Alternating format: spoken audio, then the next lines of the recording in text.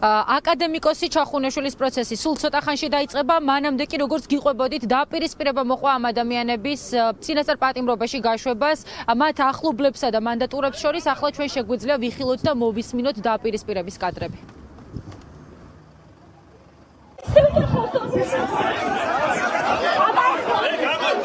მარიამ მამების წინ დააბითეთ კაცი.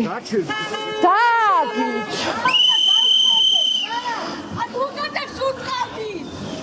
დავით მარტიაშვილი არის დასაბმელი ადამიანი, მას საერთოდ არანაირი შემხებლობა არ უნდა კონდეს არც კანონთან, არც სამართალთან, არც სასამართლოსთან. ერთმა მანდატურმა აი დაახლოებით აი ესეთი მოძრაობით ყელსი ჭამიჭირა, ძირს დამაგდო და ამის შემდეგ არ ვიცი სახეზე რამე მეტყობა თუ არა, ცხვირპირში მირტყეს მანდატურებმა.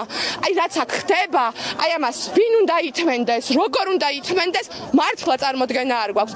მცირეწლოვანი ორი შვილის მარჩენალი მამა, მარტოხელა მამა, ასაკიანი ავადმყოფი მშობლები, შრომელი პატიოსანი ადამიანი არ ყოფილა არასოდეს, არამც თუ რაიმე დანაშაულში, შენობაშიც და ახალგაზრდა კაცმა გამოხატა პროტესტი და არ ვიცი, ამაზე რო ისება და დროშა მოხვეული, ამაზე თუ ვისჯებით, მეც ვიყავი იმ აქციაზე, მთელი ჩვენი ოჯახი იყო იმ აქციაზე, მაშინ ყველა დაგვიჭირა. ფიქრობ და პროცესზე რო გამოვედი, უფრო გამიმყარდა ეს რწმენა, რომ ადამიანები ისჯებიან გამოხატვის თავისუფლებისთვის, სიტყვის თავისუფლებისთვის და იმისთვის, რომ ერთი წელია ეს ადამიანები აპროტესტებდნენ იმას, რაც ქვეყანაში ხდება. და ამ შემთხვევაში ჩემი დაცვაში მყოფი პირზე არც ერთი მტკიცებულება არ არის, მით უმეტეს თქვენი ტელევიზიიდან იყო ამოღებული, პროკურატურას ჰქონდა მასალა ამოღებული და ჩემი დაცვაში მყოფი საერთოდ არ მოუწოდებდა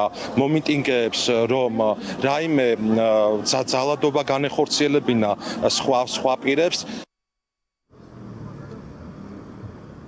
რაც შეეხება ბრალდებულების სიტყვასა და შეფასებებს, მათ განაცხადეს და განმარტეს, რომ ქვეყნისათვის საზიანო არაფერი გაუკეთებიათ, ასევე ტოლობის ნიშანი დასვეს მათ დაპატიმრებასა და მათ მცირეწლოვან შვილებისა თუ მათი ასაკოვანი მშობლების უშემოსავლოდ დარჩენას შორის, ამიტომ მკაფიო ხაზი გაუსვეს იმას, რომ ახლა ერთადერთი სწორი გადაწყვეტილება იქნებოდა ის, თუ ისინი იქნებოდნენ თავისუფლები, თუმცა არც ერთი მათგანის, მათ შორის ემოციური ფრაზები და სიტყვები არ გაითვალისწინა მოსამართლემ, რომელმაც იხელმძღვანელა პროკურატურის შუამდგომლობით და არ მიიღო მათ შორის მხედველობაში ადვოკატების არგუმენტები იმასთან დაკავშირებით, რომ ამ საქმეში არც ერთი ხილშესახები მტკიცებულება არ დევს. ცხოვრობს სენაკის რაიონის სოფელში და იქ მაცხოვრებელი ყველა დამეთანხმება და ყველა ხელს მომიწერს, რომ მე არსად გამქცევი არ ვარ.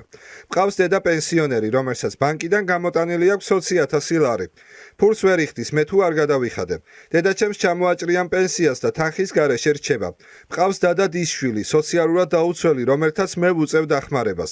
სანამ გადაწყვეტილებას გამოიტანთ, ჩემს ადგილას დააყენეთ თქვენი შვილი და დედაჩემის ადგილას თქვენი თავი. გაქცევით, მე არსად გავიქცევი და მტკიცებულებებს ვერანაირად გავანადგურებ.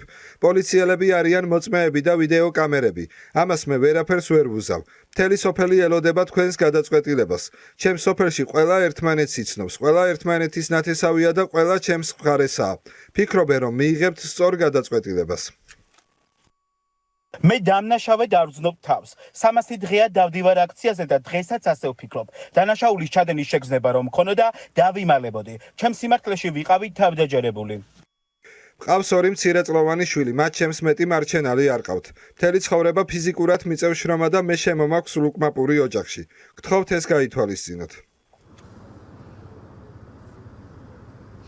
სასახლის ღობის საქმეზე დღეს ზუსტად 12 ადამიანს შეეფარდა წინასწარი პატიმრობა. მანამდე განვითარებულ პროცესებთან დაკავშირებითაც გეტყვით რამდენიმე სიტყვას. მოკლედ, ყველა ბრალდებულის ადვოკატი ამბობს იმას, რომ ახლა აბსოლუტურად უადგილო იყო წინასწარი პატიმრობის გამოყენება. ისინი არგუმენტებს უწოდებენ ბუტაფორიულსა და ზედაპირულს. გარდა ამისა, წინა პროცესთან დაკავშირებით გეტყვით იმას, რომ როგორც ახლა ამ შემთხვევაში მატერიალური თვალსაზრისით უსვამდნენ ხაზს იმას, რომ გარეთ უნდა ყოფილიყვნენ და თავისუფლებაზე ეს ადამიანები, წინა პროცესზე გამოიკვეთა ის ფაქტი, რომ დაკავებულთა შორის ძალიან ბევრს აღენიშნება ფიზიკური დაზიანებები, მათ აქვთ ჯანმრთელობის პრობლემები, ესაჭიროებათ მედიკამენტოზური მკურნალობა, აქედან გამომდინარე, მათი უფლებადამცველები აქცენტირებდნენ იმაზე, რომ ეს ადამიანები აუცილებლად უნდა ყოფილიყვნენ თავისუფლები, თუმცა ამ შემთხვევაშიც არ გაითვალისწინა სასამართლო მათი არგუმენტები და ამ შემთხვევაშიც პროკურატურის შუამდგომლობა დააკმაყოფილა.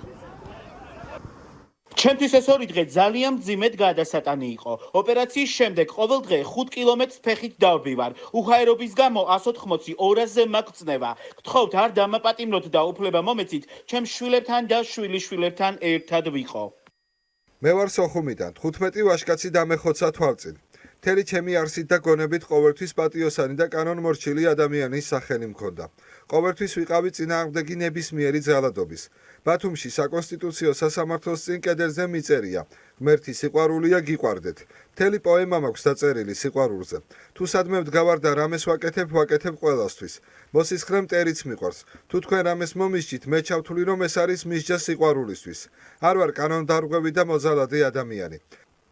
სახლში დამაკავეს ჩვეულებრივ მდგომარეობაში. ბოლოს ლისის ტბაზე ვიყავი სამსახურიდან. არ გავქცეულ ვარ, არც მიფიქრია და არც ვაპირებ. ბოლოს საზღვრისკვეთა იყო პანდემიამდე, შემდეგ ქვეყნიდან არ წავსულ ვარ. რაც შეეხება დედას, მე ვარ დედისთვის ერთადერთი დასაყრდენი და დამხმარე.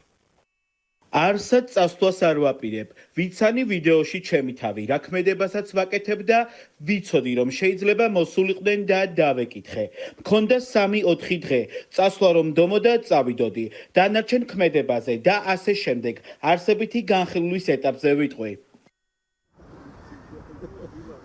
სასახლის ღობის საქმეზე 12 ადამიანს შეეფარდა წინასწარი პატიმრობა, რაც შეეხება აკადემიკოს ჩახუნაშვილს, როგორც უკვე გითხარით, სულ ცოტა ხანში დაიწყება მისი პროცესი და ასევე მოგვაწოდეს ინფორმაციაც იმასთან დაკავშირებით, რომ პროკურატურა აპირებს შუამდგომლობის სახით, უბრალოდ შევიდეს საპატიმრო გირაოს შუამდგომლობით, ნახოთ როგორ განვითარდება მოვლენები, დააკმაყოფილებს თუ არა ამ შუამდგომლობას მოსამართლე, ამასთან დაკავშირებით მოგვიანებით შემოგერთდებით და მოგაწვდით დეტალურ ინფორმაციას.